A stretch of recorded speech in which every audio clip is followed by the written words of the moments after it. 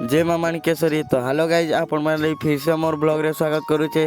तो गाइज आज होचे आमर धान के प्रेशर करुछु गाइज आपण मैंने देखि पारुथिबे। तो गाइज सेपटे माँ छिनिकिना हेन गदौछन।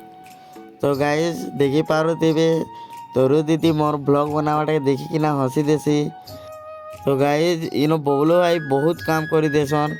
आपण मैंने देखि पारुथिबे केंता आकारे धान के गोटे लोखी रापी रापी किना सेन गदौछन। देखन देखुच तो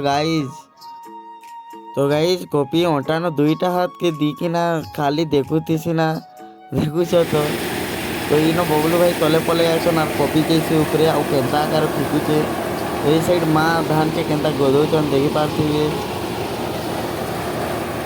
तो गाइज देखुच तो केंता आकार गदौछन झिकी झिकी किना धान के तो भरा न बांधी देसन। तो गाइज रिंकू के डाकसी आउ कैसे कैमरा टिके धर मुई टिके जैसे प्रेशर करी। तो गाइज कॉपी आउ मुई धरसु भरा गोटे के आउ केंता आकार भरा के गिलौछु आपण मैंने देखि पारथिबे।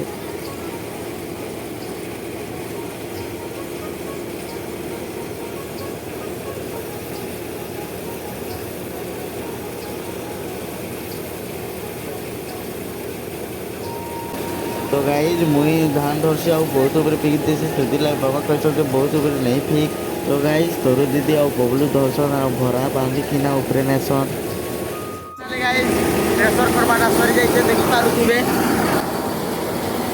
तो गाइज बहुत लेट हो जाए कहीं लगे 5टा लोग केते झोपाबे। तो 57 मिनिट हो जाए गाइज किना आसला बेले सेपटू बबलू भाई देखसन आर हाय गोटे कर देसन देखी पारे गाइज सेपटू केंता आकार बाहर होचे चालन आपण माने पाखरे देखामी देखुच तो गाइज। तो गाइज यहाँ हूँ टेक्नोलोजिया केंता बाहर होचे। तो गाइज मोर कैमरा टी भल नहीं ना से लगी टी क्लीयर जना नहीं पड़वा।